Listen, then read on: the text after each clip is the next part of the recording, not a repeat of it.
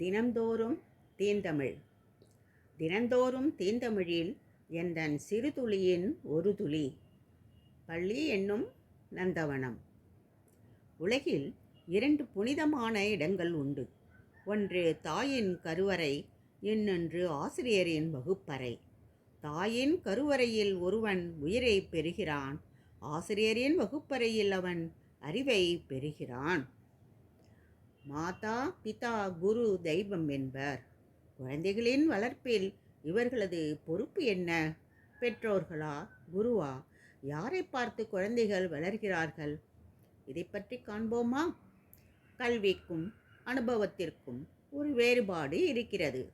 நுணுக்கமாக கவனித்து படித்து புரிந்து கொள்வது கல்வி. அதை படிக்காமல் பெறுவது அனுபவம். கல்வி மற்றும் அனுபவத்தால் கற்றுக்கொள்வது சிறந்ததல்லவா? ஒரு நீதி கதையினை நாம் இங்கு காண்போம். இளம் வயது பள்ளி ஆசிரியர் ஒருவருக்கு கனவில் ஒரு தேவதை தோன்றினாள். அந்த தேவதை, உலகத் தலைவியாக மாறப்போகும் ஒரு குழந்தையை நான் உனக்கு அளிக்கப் போகிறேன். அவள் தன் அறிவுத்திறனை உணர்ந்து தன்னம்பிக்கையில் வளர்ந்து உறுதி மற்றும் உணர்திறனை மேம்படுத்தி கொண்டு திறந்த மனதுடன் நற்பண்புகளில் வல்லமையாக இருக்க எப்படி அவளை தயார் செய்யப் போகிறாய்? சுருக்கமாக, உலகின் மிகச்சிறந்த தலைவியாக திகழ அவளுக்கு எவ்விதமான கல்வியினை தருவாய் என்று கேட்டாள். இந்த இளம் ஆசிரியர் கனவிலிருந்து அதிர்ச்சியுடன் முழித்து கொண்டார். இதுவரை இந்த கேள்விகள் அனைத்தும் அவருக்கு மனதில் தோன்றவே இல்லை. இந்த கனவில் விவரித்தது போல் அவருடைய தற்கால அல்லது வருங்கால மாணவர்களில் ஒருவர் இப்படி இருக்கலாம் அல்லவா? மாணவர்கள் சிறந்த நிலைக்கு வருவதற்கு ஆசிரியர் ஏதாவது செய்திருக்கிறாரா?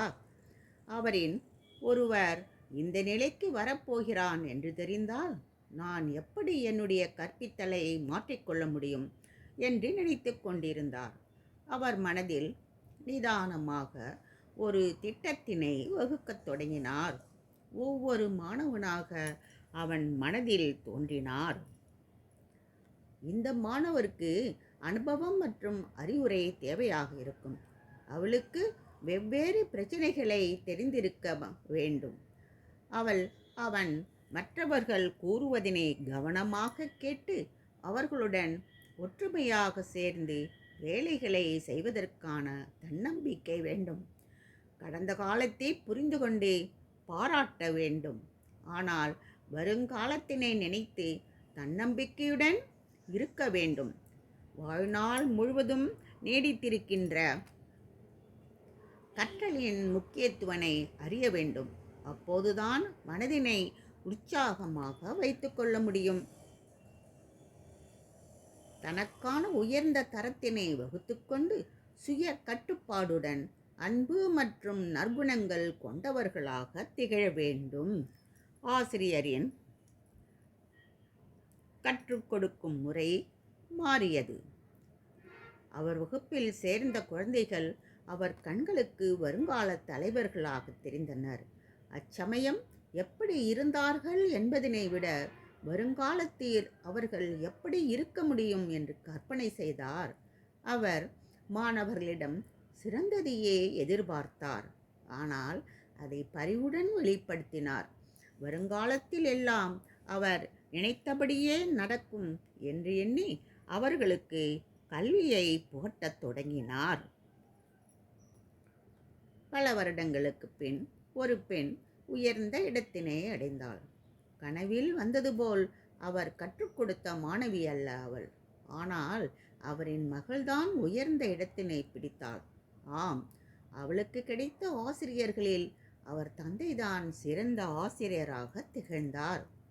குழந்தைகள் நம்மிடமிருந்து கற்றுக்கொள்வதை பல இடங்களிலும் நேரங்களிலும் வெளிப்படுத்துகின்றனர். அதற்கு நாம் அவர்களின் பெற்றோர்களாகவோ ஆசிரியர்களாகவோ இருக்க வேண்டும் என்பதில்லை.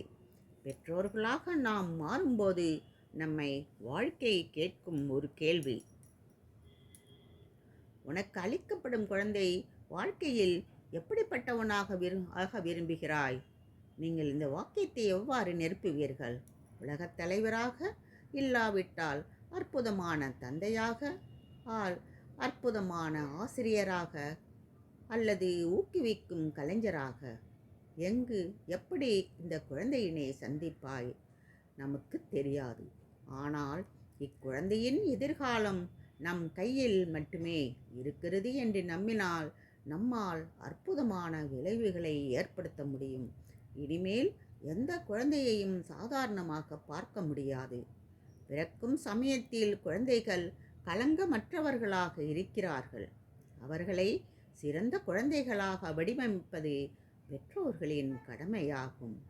குறும்புகளை ரசித்து, குழப்பங்கள் தீர்த்து, தவறுகள் தவிர்த்து, தன்னம்பிக்கை கொடுத்து, தோல்வியை பழக்கி, வெற்றிக்கு வழிவகுத்து, பொறாமையின்றி பெருமையை பேசி, தோழமையுடன் வாழ்த்துவது ஆசிரியரே. வாய்ப்பளித்தமைக்கு நன்றி. அன்புடன், மீனாட்சி.